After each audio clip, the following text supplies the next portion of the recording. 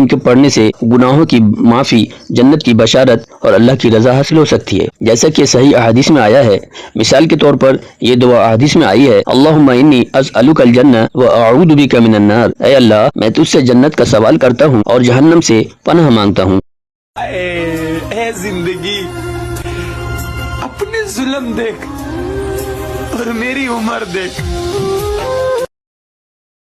غم اور مصیبتوں میں پڑھنے والی بہت چھوٹی سی دعا ہے، جس کو پڑھیں گے تو اللہ پاک آپ کی ہر مصیبتوں کو دور فرمائے گا۔ دعا یہ ہے، اللہم انی اعوذ بک من الہم والحزن۔ اس کا ترجمہ ہے، اے اللہ میں تجھ سے غم اور پریشانی سے پناہ مانگتا ہوں۔ یہ دعا بہت ہی سادہ اور مختصر ہے، جسے آسانی سے پڑھا جا سکتا ہے۔ حضرت محمد صلی اللہ علیہ وسلم کا دنیا میں آخری دن۔ حضرت محمد صلی اللہ علیہ وسلم کی زندگی کا آخری دن تاریخ اسلام کا ایک نہایت ہی دردناک اور سبق آموز واقعہ ہے۔ یہ دن 12 ربیع اول 11 ہجری مطابق 8 جون 632 عیسوی کا دن تھا۔ اس دن آپ صلی اللہ علیہ وسلم مدینہ منورہ میں ازواج مطہرات میں سے حضرت عائشہ رضی اللہ عنہا کے موجود تھے۔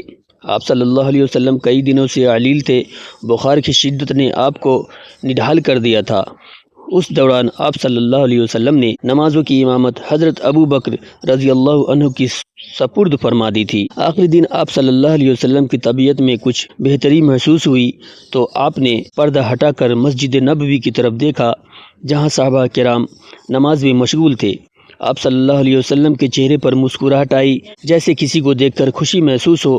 صحابہ نے حضور صلی اللہ علیہ وسلم کی زیارت کی اور خوشی سے ان کے چہروں پر نور چھا گیا، مگر یہ مسکراہٹ بھی آخری تھی۔ اس دن آپ صلی اللہ علیہ وسلم حضرت فاطمہ زہرا رضی اللہ عنہا کے پاس تشریف لے گئے۔ ان کے کان میں کچھ کہا جس سے وہ رو پڑی، پھر دوبارہ کچھ فرمایا تو وہ مسکرا اٹھی۔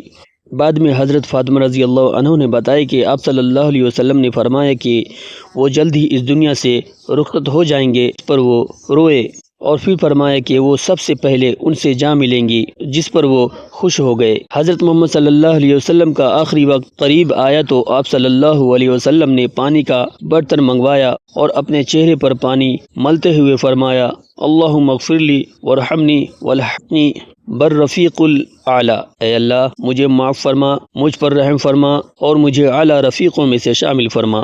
یہ الفاظ آپ صلی اللہ علیہ وسلم کے لبوں پر آخری تھے۔ کچھ لمحوں بعد نبی کریم صلی اللہ علیہ وسلم اس دنیا سے پردہ فرما گئے۔ حضرت عائشہ رضی اللہ عنہ بیان فرماتی ہیں کہ آپ صلی اللہ علیہ وسلم کا وصال میرے سینے اور حلق کے درمیان ہوا۔ یہ خبر مدینہ میں بجلی کی طرح پھیل گئی۔ صحابہ کرام پر غم کا پہاڑ ٹوٹ پڑا۔ حضرت عمر رضی اللہ عنہ کو یقین ہی نہیں آیا، یہاں تک کہ حضرت ابو بکر رضی اللہ عنہ نے فرمایا، جس نے محمد صلی اللہ علیہ وسلم کی عبادت کی وہ جان لے کہ محمد صلی اللہ علیہ وسلم وفات پا چکے ہیں، اور جس نے اللہ کی عبادت کی تو وہ ہمیشہ زندہ ہے۔ آپ صلی اللہ علیہ وسلم کی وفات صرف ایک انسانی جان کا ختم ہونا نہ تھا، بلکہ ایک عہد نبوت، ایک ہدایت کا چراغ اور ایک کامل نمونہ کا اختتام تھا۔ مگر آپ صلی اللہ علیہ وسلم کی تعلیمات، سنت اور سیرت آج بھی ہمارے لیے روشنی کا مینار ہے۔ سونے سے پہلے دعا پڑھنا سنت نبوی ہے۔ نبی کریم صلی اللہ علیہ وسلم ہر رات سونے سے پہلے مخصوص دعائیں پڑھتے تھے۔ ان میں سے ایک مشہور دعا ہے، اللہم باسمک اموت و احیا۔ اس دعا کو پڑھ کر سونا اللہ تعالیٰ پر توکل اور حفاظت کی ضمانت ہے۔ حدیث میں آتا ہے کہ جو یہ دعا پڑھ کر سوتا ہے، اللہ کی حفاظت میں رات گزار دیتا ہے۔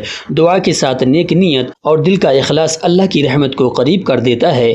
یہ معمول ایمان کی تازگی اور دل کے سکون کا ذریعہ بنتا ہے۔ کیا آپ جانتے ہیں کہ ایک نیکی چھپی ہوئی ہو تو اللہ اسے دنیا و آخرت میں ظاہر کر دیتا ہے۔ آج ایک نیکی کرے، چاہے مسکراہٹ ہی کیوں نہ ہو، دنیا بدلے یا نہ بدلے، اللہ کی رضا ضرور حاصل ہوگی۔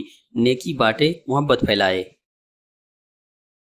سونے سے پہلے دعا پڑھنا سنت نبوی ہے۔ نبی کریم صلی اللہ علیہ وسلم ہر رات سونے سے پہلے مخصوص دعائیں پڑھتے تھے۔ ان میں سے ایک مشہور دعا ہے، اللہم باسمک اموت و احیا۔ اس دعا کو پڑھ کر سونا اللہ تعالیٰ پر توکل اور حفاظت کی ضمانت ہے۔ حدیث میں آتا ہے کہ جو یہ دعا پڑھ کر سوتا ہے، اللہ کی حفاظت میں رات گزار دیتا ہے۔ دعا کے ساتھ نیک نیت اور دل کا اخلاص اللہ کی رحمت کو قریب کر دیتا ہے۔ یہ معمول ایمان کی تازگی اور دل کے سکون کا ذریعہ بنتا ہے۔